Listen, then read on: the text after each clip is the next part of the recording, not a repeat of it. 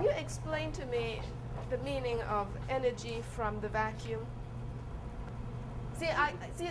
I don't want to make it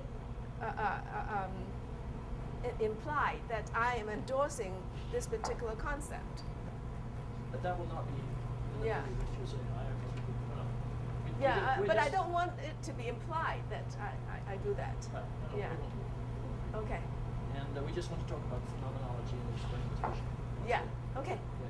No, we're not looking for your endorsement. Yeah. We're just exploring. Okay. Fine. Okay. I've been in the field of material science for 30 years. I was educated first at California Institute of Technology, where I first got introduced into the subject of material science. However, actually at that time, my major was more in electrical engineering. But through research, I got very much interested in material science because it is so rich in science at the same time as practical, and I like that combination. So after graduation from California Institute of Technology, I moved on to Massachusetts Institute of Technology, or MIT, for my graduate work. And there, my focus was on material science.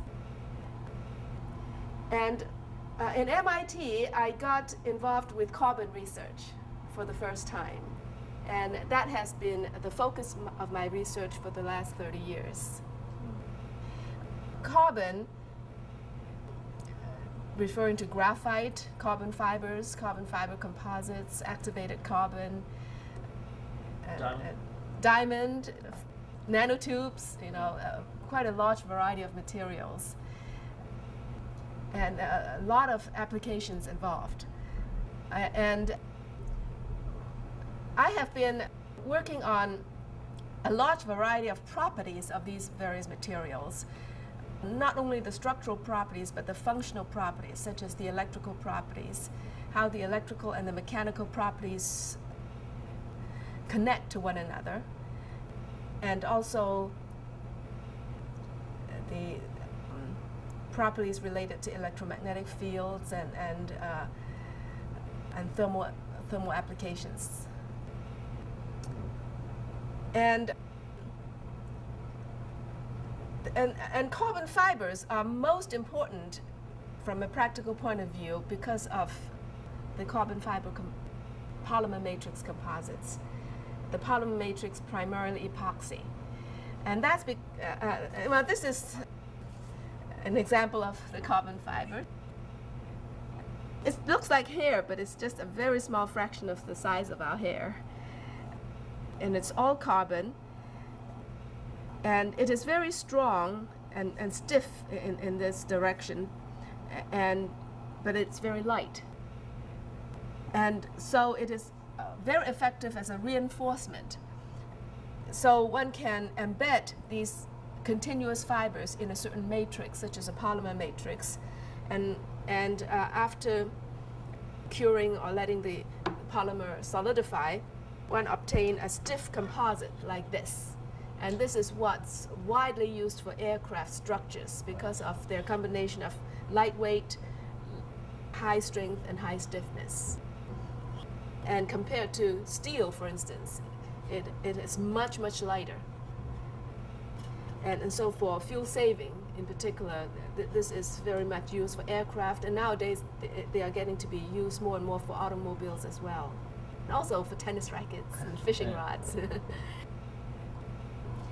And so the structural side has been the prime application. However, because of my background in electrical side, I have been looking at the electrical behavior of this material, something which is kind of not ordinary, because for structural material, people don't usually look at the electrical side.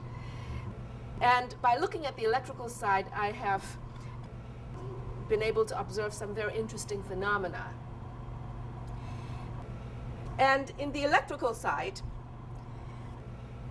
the behavior depends on the direction, because as you can see, the fibers are oriented. Okay, it's directional. So if you make a composite, then if, let's say, the fibers are lined up in this way, then the properties of this composite would be very different in the different directions. Not only are they different between this direction and that direction, they are also very different in the vertical direction. Because a laminate is really a stack of the fiber layers. Each fiber layer consists of thousands of fibers thick along the thickness of that fiber layer. And each fiber layer is called a ply or lamina. And you have all these plies stacked up, and then you consolidate them together under heat and pressure usually. Then one obtain a composite. And this is the vertical direction, what we call through thickness direction. And it is the electrical behavior of this through thickness direction which I have investigated a lot in, and that's the direction which has received very little prior attention, because that's the direction perpendicular to the fiber layers. And I found this direction's electrical behavior to be very interesting. And the reason why this direction is interesting is that the electrical conduction in this direction hinges on the degree of touching between the fibers of one ply and the fibers of the next door ply. Okay? And one can control the extent of that touching by the fabrication condition of this laminate. For instance, by the curing pressure. You know, heat and pressure, I said. Okay? So that pressure, so-called curing pressure, which is the pressure applied during the curing or the making of the composite, can greatly affect the extent of fiber-fiber contact between the fibers of one ply and the fibers of the next door ply. And because of that, the electrical conductivity in the through thickness direction can be much affected by the way this laminate is made. Okay. All right, so I have made a study of the electrical conduction behavior in this direction for different types of such laminate, these different types being different in the curing pressure. Okay? And so these different types are different in the extent of fiber-fiber contact across the layers. And I found different behavior, systematic differences. That is how the conduction behavior correlates with the curing pressure. There is a very consistent correlation. So in order to study the electrical conduction behavior in the through thickness direction of the composite, that is in this direction, we take two plies, okay, and we made the plies so that we lay one on top of the other. So this is the top lamina or top ply. This is the bottom lamina or bottom lamina or bottom ply, 90 degrees, one over the other. Okay, and this is the junction, and we consolidate this junction. That is, make a composite out, a two-ply composite out of this junction, by applying heat and pressure. The pressure being the pressure in this direction perpendicular to the sheet of paper. And now the reason why we want to make it in this configuration is that these fiber groups sticking out act as electrical leads. So in this way we are able to get current passing through this junction and measure the voltage across that junction. Just simply using these as electrical leads. Okay, and there are 4 electrical leads, which turn out to be very useful because we can use 2 of the leads, A and C in this case, for passing current, and use the other 2 leads, namely B and D, for measuring voltage. Okay. The current thus goes along this top layer, along this leg, and then it goes down in the direction perpendicular to the sheet of paper from the top layer to the bottom layer. And then it goes on along this leg of the bottom layer. Okay, so that's the current path. Now the carbon fibers are much, much more conductive than the polymer. In fact, the polymer can be considered to be electrically insulating. Okay, so for this current path, the major resistance is the resistance across the junction. Okay, and then the voltage is measured across B and D, and an ideal voltmeter has no current going through it, and so we can just assume no current going through these two legs, and because of there being no current, then the potential at B is essentially the same as the potential at the top of the junction, and the potential at D is essentially the same as the potential at the bottom of the junction. Okay, so in this way, the voltage difference between B and D gives the voltage across the junction, and the voltage divided by the current gives the resistance. Okay, and this resistance reflects the contact resistance, which is the resistance across this interface. And this contact resistance multiplied by this junction's area, what's called the contact area, gives the contact resistivity, which is a geometry independent parameter that describes the nature of this interface. I have a quick question. Mm-hmm. The common interface area, and I may have missed it. Is there pressure applied to this, or is there glue, epoxy? I mean, or is it just laid on each? Yeah, just laid on. Now, the epoxy is already surrounding the fibers. Okay. That is, right. Each lamina already has the resin, right. Tacky resin. Right. So you lay these two tacky strips one on top of the other, and then through hot pressing, okay. They would the epoxy would cure, and then it would stick together. Okay. So actually, this is ordinary way of making these laminates. So the pressure is applied during the curing process? Only during curing, yes. After it's finished, the making process is finished, then the heat and pressure are removed. Okay, thank you. Okay. So we have here a sample, an actual sample of that thing. This is the bottom lamina, and this is the top lamina on top of it, and this is where they touch, and this is the junction. And we are interested in the contact resistance of this junction. That is the resistance in the direction perpendicular to this piece of paper. And we pass current from here to here, so that the current goes here and then down the junction from the top to the bottom layer, and then along this leg of the bottom layer. And while doing that, we measure the voltage between these two legs. Okay. Now, this sample exhibits the conventional behavior, namely, as you increase apply a positive current, and as you increase the current, the voltage is positive and becomes higher and higher. Okay, and this is the ordinary effect.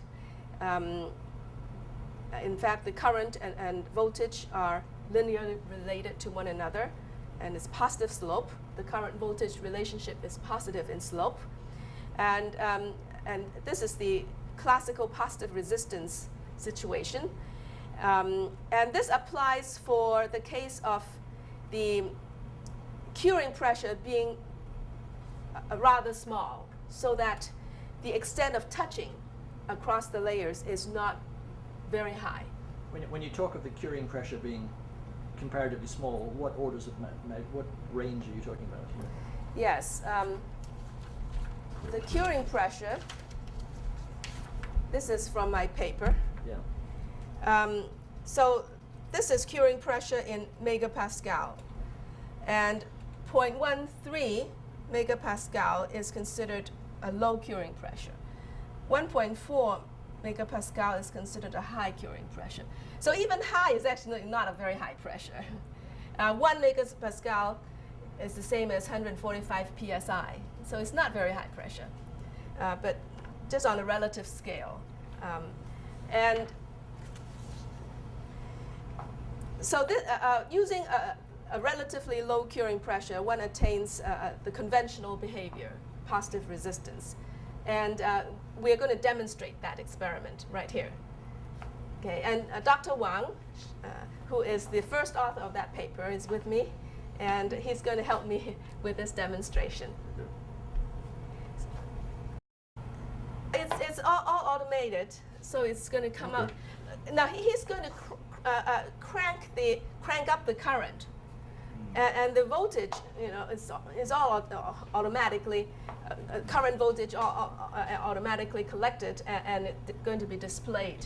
So let's put the display up on the computer.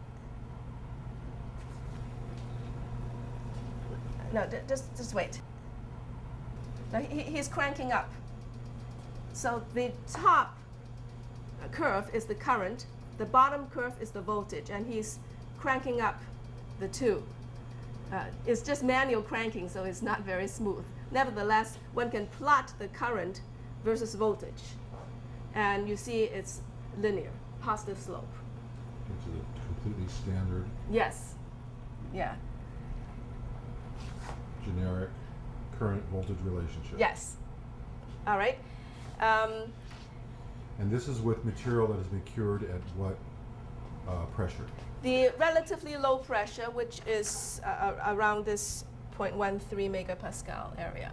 Okay, so this is generic carbon composite cured material. Well, all these are generic, just Okay. that I vary the curing pressure. Exactly. Yeah. All right. So now we proceed to the another such sample, but made with a relatively high curing pressure. We're changing samples now. Now, yes, we are changing sample.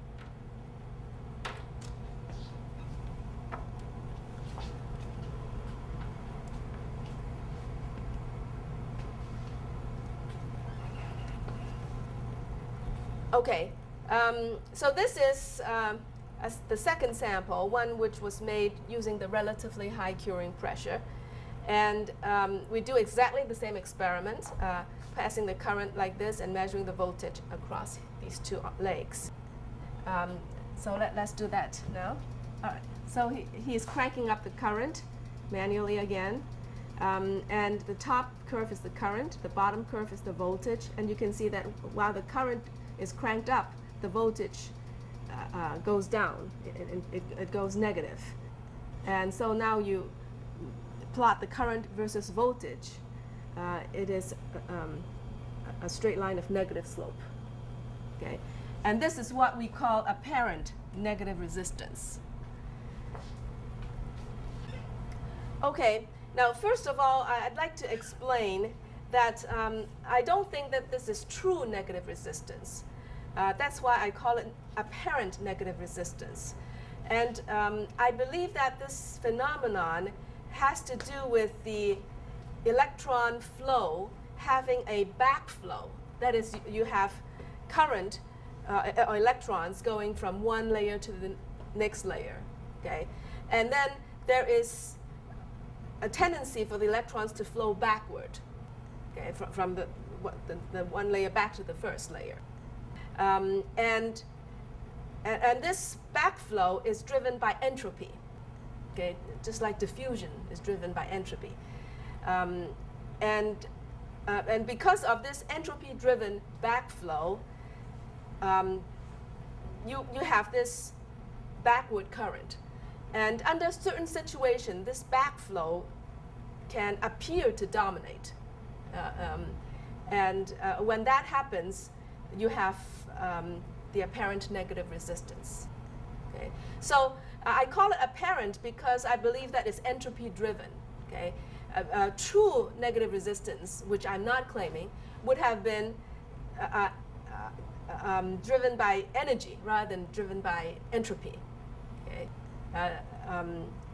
That is, if it were true negative resistance, a negative charge would go toward not the positive end of a voltage gradient, but a negative end. That would be true negative resistance.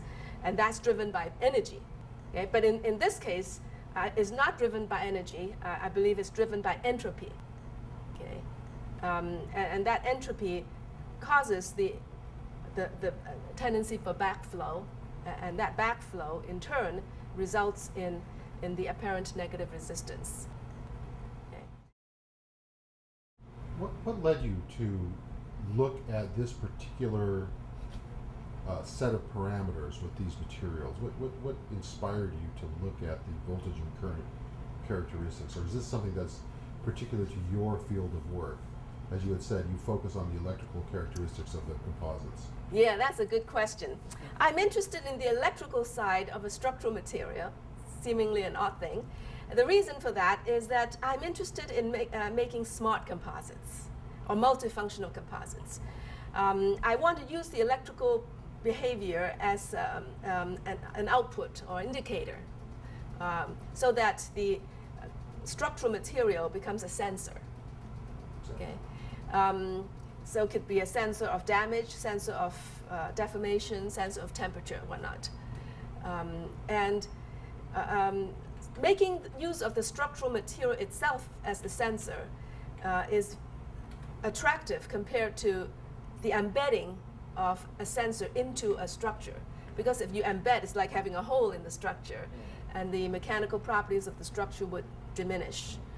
And also, it's hard to repair, once it's embedded. And the cost is high for a device compared to the structural material itself. And also, if you embed, this sensing ability is only here and there, not everywhere. Okay? So that's my motivation, the development of multifunctional structural materials. Okay. There could be some applications in the area of, again, multifunctional composite materials, making use of this phenomenon to engineer certain electromagnetic or magnetic properties that are particular to these structural composites. But from a scientific point of view, I think that the most interesting aspect is that one can tailor a material to give very different such conductive behavior. Okay?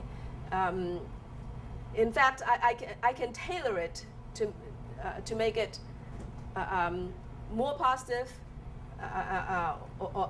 or that is, there's different gradations of positive resistance and apparent negative resistance. We can tailor it to different degrees through the curing pressure, for instance. And this tailoring of a material to give whatever electrical conduction behavior that's desired is, I think, the most intriguing part of it scientifically.